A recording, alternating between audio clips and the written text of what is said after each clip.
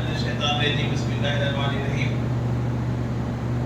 عالی جناب محترم محمد ضیاء الدین نیر صاحب صدر حکومت اسلامیہ ملت اور عالی جناب حسن اللہ بورڈ، عالی جناب مولانا محسن القومی صاحب، میرے دوست نام ملت کے مرکز رکن عاملہ جناب طاہر سکندر صاحب، انتظامی کمیٹی کے صدر صاحب معتمد صاحب، دیگر عہدیداران صاحب، بزرگ و دوست، لمبا وقت نہیں لوں گا، ایک 5-10 منٹ میں اپنی بات کو مکمل کروں گا کہ پہلے یہ سمجھا دوں کہ کل حکمت اسلام ملت کو یہ 10 روزہ اصلاح معاشرے کا پروگرام رکھنے کی ضرورت ہے. یہ پروگرام صرف مساجد میں ہی نہیں بلکہ جہاں تک ہم کوشش کر رہے ہیں مساجد سے نکل کر یہ پروگرام اسکولز میں چل رہے ہیں، کالجز میں چل رہے ہیں.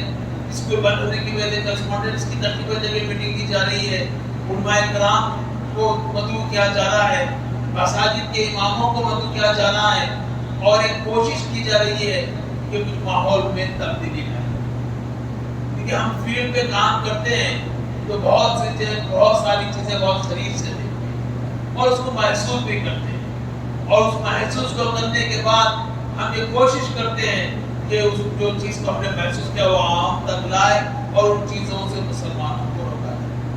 ناظرین اکرام، بغیر ڈرے کے پوری ذمہ داری کے ساتھ آج یہ بات میں کہوں کہ مسلمانوں میں 4 بہت بڑی بیماری ہیں. میں جب کوئی بات کرتا ہوں تو میری عادت ہے کہ میں پہلے اس کی تحقیق کرتا ہوں، بغیر تحقیق کے میں گفتگو نہیں کرتا، میں اس کے بارے میں معلومات حاصل کرتا ہوں، میں گلی گلی جاتا ہوں، دیکھتا ہوں، اور اس کے بعد اس کے ثبوت پر ٹٹولتا ہوں. جب ثبوت ملتے ہیں پھر اس کے اوپر گفتگو کرتا ہوں. یہ میری عادت ہے. چاہے کہیں کا معاملہ میں دیجیے، فسادات ہوتے ہیں تو آسام میں نے گیا، وہاں کے حالات دیکھے، وہاں کیا ہوا، اس کے بعد میں نے اپنی زبان پڑھی. تریپورہ گیا، وہاں دیکھا، اس کے بعد میں نے زبان پڑھی. یہاں پر بھی میری کوشش یہ رہتی ہے کہ جو چیزیں معلوم ہوئی، جب اصلاح معاشرے کا پروگرام ہونے سے پہلے 4 چیزیں بڑی اہمیت کی تھی جس کے اوپر میں نے تحقیق کی اور آپ سے میں گفتگو کر رہا ہوں. اور خاص کر میں اپنے نوجوان دوستوں سے خواہش کروں گا کہ ذرا دل کھول کر، ذرا دماغ کھول کر میری باتوں کو سنیں، کیونکہ ہمارا جو کوشش ہے ہم زیادہ سے زیادہ نوجوان بچوں تک پہنچنا چاہتے ہیں. ناظرین اکرام، پہلی بات اس ملک میں ہی نہیں بلکہ ساری دنیا میں اس بات کی کوشش کی جا رہی ہے کہ مسلمانوں سے شرم اور حیا لینی جائے. مسلمانوں کو تباہ و برباد کرنے کے لیے انہوں نے دیکھا کہ اگر مسلمانوں کو ختم کرنا ہے تو ان سے ان کی شرم و حیا لینی چاہیے. جب شرم و حیا نکل جائے گی تو یہ بے حس ہو جائیں گے، اور جب بے حس ہو جائیں گے تو ان کو اپنے مذہب، اپنے کلچر، اپنے اخلاق کو کہیں جائیں. آپ پوچھیں گے عمر صاحب یہ بات کیسے کر رہے ہیں؟ تو بہت ہی صاف طور پر کہوں گا. ہندوستان میں تو چل رہا ہے، آپ سن رہے ہوں گے کہ سینکڑوں مسلم لڑکیاں غیر مسلم افراد سے شادی کرتی ہیں. آج ہی کا واقعہ جامع ملت کے آفس میں بیٹھا ہوا تھا، کچھ لوگ آئے، بات چیت چل رہی تھی، پھر ہمارے وہاں کے کام کرنے والوں نے مجھے اپنے پاس ایک لڑکے کو 4-5 عرصہ میرے پاس ہے. جب میں اس سے دریافت کیا کہ کیا بات ہے تو کہا کہ یہ لڑکا اسلام قبول کرنے کے لیے آیا ہے. اور میں نے اچھا دل کا من سے پوچھا کہ اسلام کیوں قبول کر رہے ہیں، تو وہ جواب نہیں دے سکا. پھر میں نے جب تحقیق کی، معلومات کے، تو معلوم ہوا کہ نعوذ باللہ ایک خوبصورت سی بچی جس کی عمر 20-21 سال ہوگی، اس بچی نے انٹر پڑھتے وقت اس غیر مسلم کے ساتھ گھر چھوڑ کر گیا.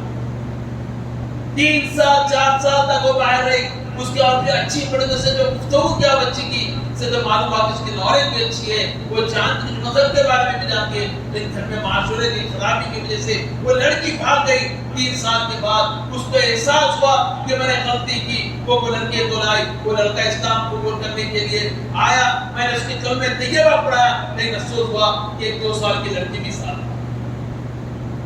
بتائیے اس کی جگہ اگر آپ کی بہن ہو، اس کی جگہ میری بیٹی ہو، اس کی جگہ آپ کی نواسی ہوگی تو آپ کیا جواب دیں گے؟ آپ بولیں گے کہ میرا ماں بکر اچھا ہے، میرا معاشرہ اچھا ہے، میں جس محلے میں رہتا ہوں وہ 100% مسلمان ہے، اور میں جس ولایت میں رہتا ہوں، جس بلڈنگ میں رہتا ہوں وہ کوئی غیر مسلم آنے کا ہم خیال تصور بھی نہیں کر سکتے. میں جس اسکول میں پڑھا رہا ہوں وہاں بالکل پردے کی پابندی ہے، اور میرے بچے جہاں اسکول میں جاتے ہیں وہ دینی تعلیم کے سوا کوئی دوسری بات نہیں تھی. لیکن یاد رکھیے آپ اگر اپنے گھر کو سدھاریں گے, آپ اپنے محلے کو سدھاریں گے اور اپنے معاشرے کو سدھاریں گے تو ایک وقت آئے گا کہ آپ کے گھر میں بھی اٹھائیں گے.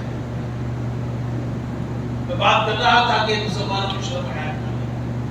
رمضان میں عمرے کو جانے کا موقع ملا, کافی عرصے سے اللہ نے توفیق دی کہ سعودی عرب جانا نہ وقت قریبی تعلقات رہے تو وجوہات رہی, کبھی معیشت کے لیے جانا پڑا, کبھی بہن کے لیے جانا پڑا, کبھی عمرے حج کے لیے جانا پڑا.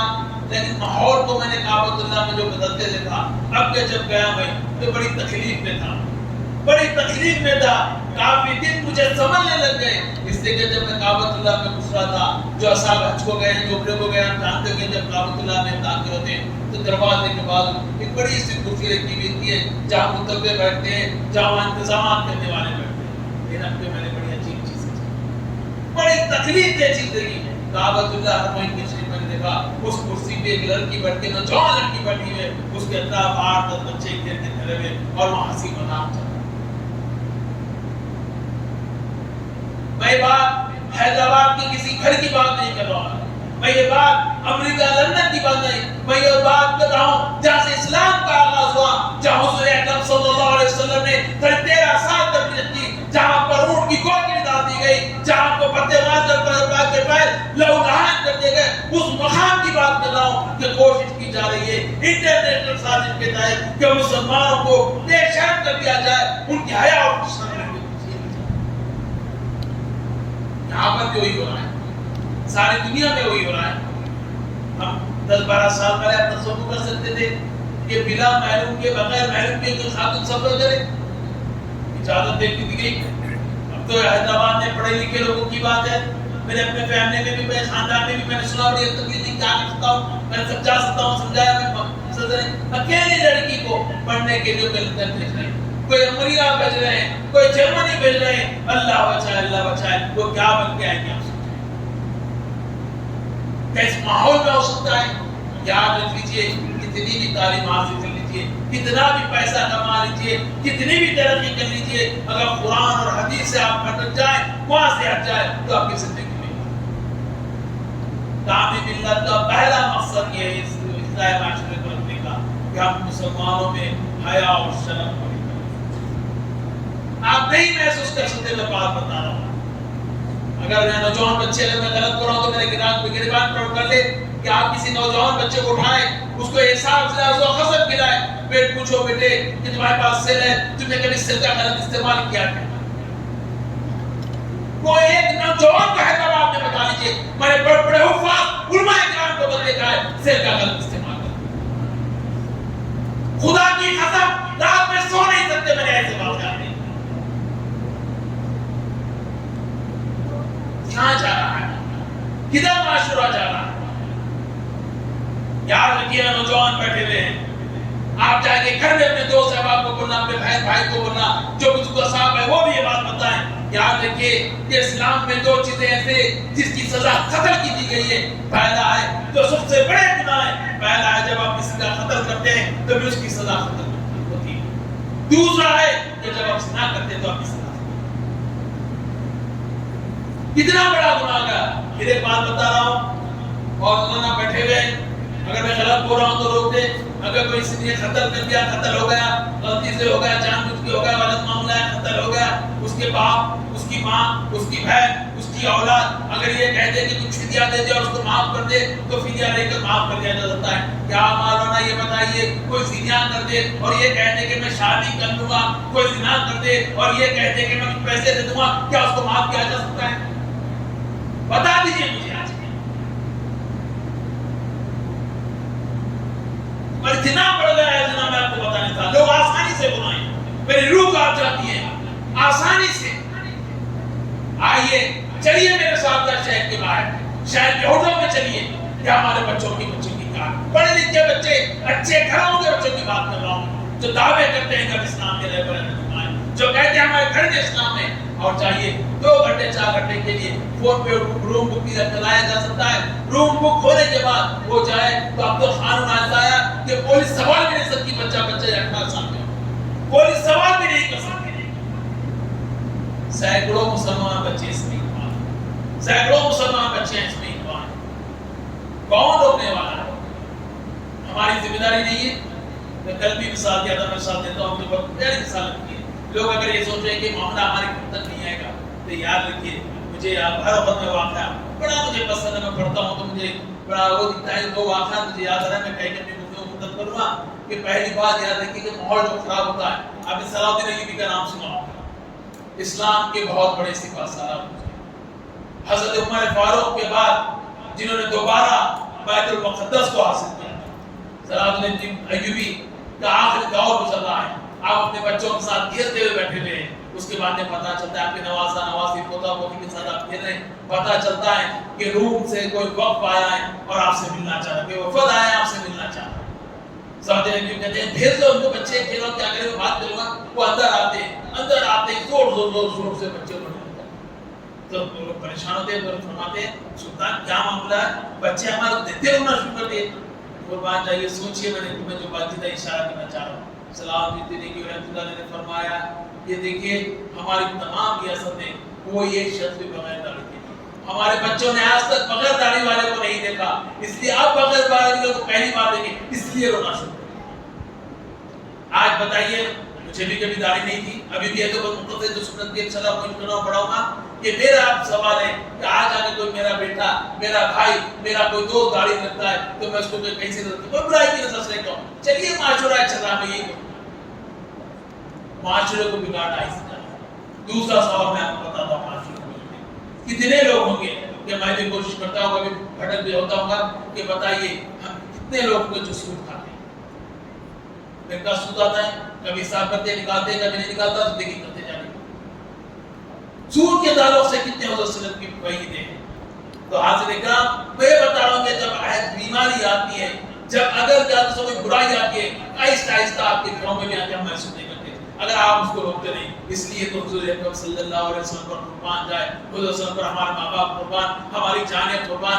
आपकी वो हदीस तशरीफ जो बुखारी और तिरमिज़ी के मशहूर और मारूफ हदीस तशरीफ है, आपने फरमाया कि मुसलमान का ईमान के आपने तो ईमान के ताल्लुक से फरमाया कि मुसलमान का ताकतवर ईमान वाला वो शख्स है जब कोई बुराई देखता है तो अपने हाथ से रोकता है।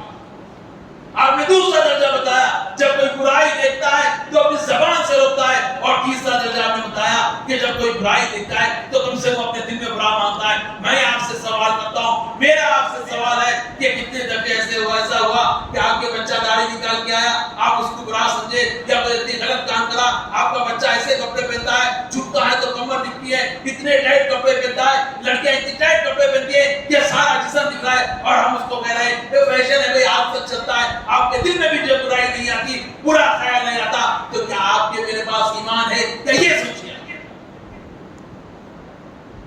तो मैं कह रहा था पहली बात, आज जिना आम होगा, इससे दामे में रिश्ता है माशरे की बात। दूसरी बात मैंने कही कि लोग हमारे आज गैर मुस्लिमों के पहलू में बैठ गए, कितने अफसोस की बात है। मुस्तरिक सर्वे कुछ कम किया था मगर हो रहा है एक अलग सा मिलकर। तीसरी बात मैंने कही सूद के ताल्लुक से, याद रखिए कि आज हो सकता है यहाँ अच्छे घर होंगे, ये मैंने कहा जो जिना वगैरह की बात कही आप दहेज नहीं करिए, ज्यादा पैसे वाले इसमें इकबाल है, जिनके घर के हाल अच्छे वो बच्चे इसमें इकबाल है, गरीब भी होगी। और फिर नीचे आते हैं जब आप देखते हैं जितने गरीब घराने तकरीबन सूद में सूद में फंसे हुए।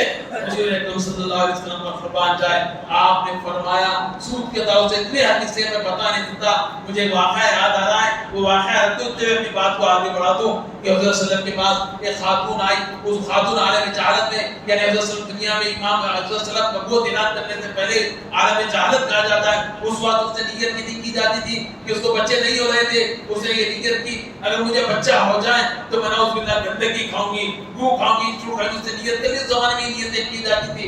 जब उसने नियत कर ली, इस्लाम आ गया, वो इस्लाम कबूल कर ली, मुसलमान हो गई, लेकिन उसका बच्चा बीमार पड़ते रहता, वो बड़ी परेशान होती कि क्या करूं। जब देखो मेरा बच्चा बीमार पड़ रहा है, उसके दिमाग में बात आई कि मैंने नाउज़ बिल्लाह काबतुल्लाह में वो नियत की थी, इसलिए मैंने वो नियत पूरी नहीं की, इसलिए मेरा बच्चा बीमार پڑھ رہا ہے وہ حضور اکرم خاتم نبی رحمت للعالمین صلی اللہ علیہ وسلم کے پاس تشریف لاتی ہے، لا کر کہتی ہے یا حضور اکرم صلی اللہ علیہ وسلم ایسے ایسا واقعہ ہوا کہ میں نے نیت کی تھی میرا بچہ بیمار پڑ رہا ہے تو میں پریشان ہوں کہ میں نیت اوکے اسی لیے میرا بچہ بیمار ہو رہا ہے کہ میں نے اپنے وعدے کو پورا نہیں کیا. حضور صلی اللہ علیہ وسلم کہتے ہیں کام کرو گھر سے تھوڑا سا روٹی کا ٹکڑا لو لے کے جا کر کسی سود خور کی چھاؤں میں بیٹھ کے کھاؤ وہ گندے کی کھانے کے کھاؤ.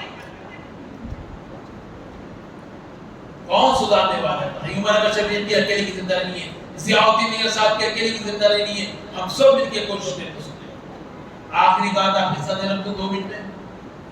میرے بھائیوں بزرگوں بڑی تکلیف سے بات کیا رہا ہوں. اسلام ایک ڈسپلن کا مذہب ہے، اسلام ایک اصولوں کا مذہب ہے، اسلام اچھائی کی دعوت دیتا ہے، اسلام برائی کو روکتا ہے. ہم ابھی مولانا کہتے ہماری خواہشات پر ہم کوئی برا کام نہیں کر سکتے، ہم ہمارے لیے ہمارے نام و نمود کے لیے کوئی برا کام نہیں کر سکتے، ہم ہماری شہرت پبلک کے لیے پبلسٹی کے لیے اسلام سے ہٹ کر قرآن و حدیث سے ہٹ کر کوئی برا کام نہیں کر سکتے. میں جو بات کر رہا ہوں آج کی شادیوں کی بات کر رہا ہوں، میں جو بات کر رہا ہوں آج کی شادیوں کی بات کر رہا ہوں. میں شادی مت کرو نہیں کر رہا ہوں، شادی تو کرنا چاہیے، جلدی کرنا چاہیے، اس کے بھی خلاف ہوں جن کی عمریں 25 30 سال ہو رہی ہے اور ماں باپ پڑھنے کے بہانے پہ کمانے کے بہانے پہ شادی نہیں کریں. لیکن شادی کیسی کرنی چاہیے؟ یہ سوال حضور اکرم صلی اللہ علیہ وسلم نے کیسی شادی کی؟ ہم کہتے ہیں ٹھیک ہے آپ ولیمہ کریے، آپ نے جتنا دم اتنا پیسہ لائے جو کرے، اور شادی کا کھانا، شادی میں باجے، شادی میں ناچنا، شادی میں حرکتیں کرنا، پٹاخے پھوڑنا، یہ کہاں کا اصول ہے بتائیے؟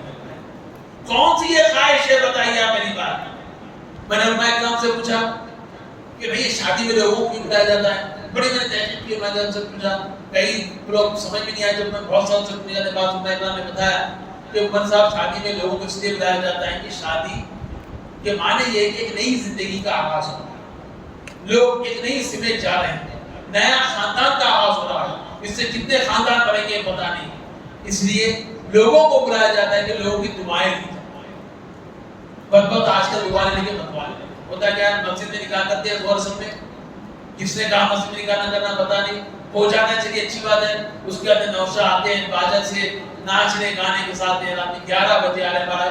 میں جس محلے میں رہتا ہوں شادی خانے زیادہ ہے، افسوس کیا کئی وقت پرانا تو کار تو لے کے نکل ہی نہیں سکتا. شام کے ٹائم کار لے کے نکلا تو پھنس گیا، پولیس کو فون کرتا ہوں، 100 نمبر پہ ڈائل کرتا ہوں، اس کو باتیں کرتا ہوں، اس کو باتیں کرتا ہوں، وہ کرتے کرتے آدھا کلو میٹر کو نکالنے کا سوچا. کبھی امبولینس آتی ہے، کوئی بیمار آتے ہیں. یاد رکھو میرے نوجوان دوستوں، خواہشات کو نیت یہ کرو کہ کل ہم شادی کریں گے تو 100 بچوں کی، ہم غریب بچوں کی شادی کریں گے. نیت یہ کرو کل ہم شادی کریں گے تو 25 خاندانوں کی ہم بنا. نیت یہ کرو کہ کل ہم ایسی شادی کریں گے کہ شادی کی مثال ہو جیسی شادی حضور اکرم صلی اللہ علیہ وسلم. شادی میں کیا ہے بتائیے؟ میں ہر جگہ بول رہا ہوں، آخری بات ہے میری، سچے پہنچا کو بھی سننا ہے. شادی میں کیا ہے بتائیے؟ دولہا دولہا راضی ہونا، لڑکا لڑکی راضی ہونا، پہلی چیز. کوئی دیکھنا کرنا نہیں ہے. دوستو ارے ایسا ہو گیا، میں کہیں تجھے گیا تھا، بات چل رہی تھی، میرے دوست سے تعلق کی بھی کار نے ان سے ایسی بات ہنسی مذاق سے بات چل رہی تھی. تقریب میں نے پوچھا کہتے ہیں ہمارے بھائی کو بچے والا نہیں، 3 سال دوسرے بھائی دیتے ہمارے ایک ہی بھائی. میں نے 3 سال پہلے سنا تھا اور جب سے دیکھ رہے ہیں 3 سال سے لڑکی کو دیکھ رہے ہیں. اب کون سی ہر بلانے والے ہیں، کانس لانے ہیں، جنت سے آ کے دنیا تو ملنے میں بن گیا. اب دنیا میں ملنے والے نہیں ہے. اس کے اندر 10 سال تمہارے بھائی کے نکلتے، اس کے اندر تمہارے بھائی ٹوٹ جاتے. بچی جیسے کہ جتنے گناہوں کا حساب ہوتا سوچ لو نا. میں بہت دکھ کے بات کروں. لڑکا لڑکی راضی ہونا پہلا معاملہ. دوسرا معاملہ 2 گواہ ہونا. تیسرا معاملہ مہر کے پیسے. شادی ہو گئی، خطبے نکاح بھی سنت ہے، شادی ہو گئی. اب اس کے اندر اور 3 چیزیں، خطبہ دینا، کوئی بھی دلتا 5 کے معاملہ ہے شادی جو گھنٹوں سال ہوتا ہے. چوتھی چیز کیا ہے؟ چوارے لٹانا. وہ خوبصورت کر کے دے رہے چلیے اپنی خواہش ہے، طریقہ تو ہے لٹایا جائے، اس میں لکھے ہوا ہے. آخری بات ولیمہ کا. ایک حدیث شریف یاد نہیں، تو سب بیٹھے ہوئے تھے، ایک صحابی آئے 2-3 دن سے نہیں آئے، تو سب نے پوچھا کیا بات ہے 2-3 دن سے تشریف نہ لایا، نظر نہیں آیا. میں نے کہا سر میں نے شادی کی. تو حضرت صلی اللہ علیہ وسلم نے یہ نہیں کہا کہ ارے میرے حضرت صلی کی موجودگی میں شادی کر لی. حضرت صلی نے یہ سوال نہیں کیا تو مجھے نہیں بلایا. حضرت صلی نے پوچھا کیا ولیمہ نہیں کھلاؤ گے؟ آج کتنی ہے. میں اس لیے بات کر رہا ہوں، لڑکی والے تو مجبور ہے. کچھ جو لڑکی ہے وہ تو فیصلہ کر سکتے ہیں. لڑکی والے مجبور ہے، آپ لڑکے آپ آج طے کر کے ہوگی ایسا طے مت کریے کہ ہم بچپن سے عاقل صاحب کرنے جاتے تھے، کئی میرے بھائی ہوتے تھے عاقل صاحب سوال کرتے تھے، مجھے اچھی طرح سے یاد ہے کہ سالوں کے بعد میں ہمارے کے قریبی تعلقات رہے، وہ پوچھتے تھے جوڑے کی رقم لیں گے، نہیں تو ہاتھ اٹھاؤ گے تو ہاتھ اٹھا دیتے، کئی ہاتھ کھڑے والوں نے کہا بعد میں جوڑے کی رقم دیں، میرے اپنے خاندان میں دوستوں میں ایسا مت آپ دل میں طے کر لیجیے. 4 باتیں آپ سے کہیے، 3 باتیں تو نوجوانوں سے. پہلے 2 کو بیٹے جو آپ لڑکیوں سے بات چیت کرتے ہیں اس سے دماغ میں رکھ لو، اگر اصل سے چاٹنگ کر رہے ہیں تو آپ کی انگلیوں کا سینہ مولانا بیٹھے معلوم کر لیجیے. آپ بات کر رہے ہیں تو زبان کا سینہ ہے، آپ چلتے جا رہے ہیں تو پیروں کا سینہ ہے، آپ آنکھوں سے دیکھ رہے ہیں غلط نہیں ہے تو آنکھوں کا سینہ ہے. اس سب کی سزا ہم تو نہیں دیکھ رہے، اللہ تعالیٰ کو دیکھ رہا ہے. اس کی سزا اپنے آپ کو بچا کے رکھیے، اپنے آپ کو بچا کے رکھیے. اور میری آپ بزرگوں سے گزارش ہے، اپنے بچوں کو سر کو کبھی کبھار دیکھیں، اس کی تحقیق کریں، ان کی ٹو کریے کہ کیا کام کر رہے ہیں، کیا دیکھ رہے ہیں، کیا کر رہے ہیں. اور یاد رکھیے کہ سر کو لاک دے کہ چوری کی وجہ سے کوئی چیز کو لاک کیا جاتا ہے. جب بچے سر کو لاک کر رہے ہیں، ماں باپ کو بتانے دیا تو اس کے معنی کہ چوری کر. میں تو اپنے گھر میں رولز بنایا ہوں، کوشش کر رہا ہوں، کامیابی ملتی ہے کہ میں نے کہہ دیا 7 بجے جیسا گھر میں صبح سب کے سے لے کے گیا، سب کے سے میرا بھی سر رہے گا، میری بیوی کا بھی رہے گا، میرے بچوں کا بھی رہے گا. مجبوری یہ دینا ہے اس مطلب یہ کوئی بھی استعمال کر سکتا. میں اپنی بچی کا بھی سر استعمال کر سکتا ہوں، میری بچی میرا سر استعمال کرتی، بھائی کا سر بہن استعمال کر سکتا، بہن کا سر بھائی سکتا، کسی کا سر استعمال نہیں. کوئی بہت مشکل کام ہے، کر کے دیکھیے، میں نے بہت پاپڑ ملنے کا کر کے دیکھیے، معلوم میں کر گیا تو کچھ تو ہوگا، کچھ تو احساس ہوگا. یہ بہت بری چیز آ گئی ہے، اس کو بچائیے. پھر ایک دفعہ میں اپنی مسجد کی انتظامیہ کمیٹی کا بہت مشکور و ممنون ہوں کہ انہوں نے تانے ملت کو موقع دیا گفتگو کرنے کا. اور جو امید ہے آگے بھی انشاءاللہ تعالیٰ کبھی بھی ملے حاضر انشاءاللہ تعالیٰ آپ کے ساتھ ہمارے تعلقات رہیں گے. میں خاص کر مجاہد سکندر صاحب کا بھی مشکور کی ان کی کوششیں ہیں کہ وہ ہر وقت بے چین رہتے ہیں جو قوم و ملت کے صدار میں، اور وہ تعمیر کرتے بھی کام کرتے ہیں، یہاں بھی کرتے ہیں. انہیں کی کوشش ہوتا ہے 2 پروگرام میں میں ان کا شکریہ ادا کرتا ہوں، اور انشاءاللہ تعالیٰ بھی امید کرتا ہوں کہ آپ سے ملاقات ہوگی. شکریہ. السلام علیکم.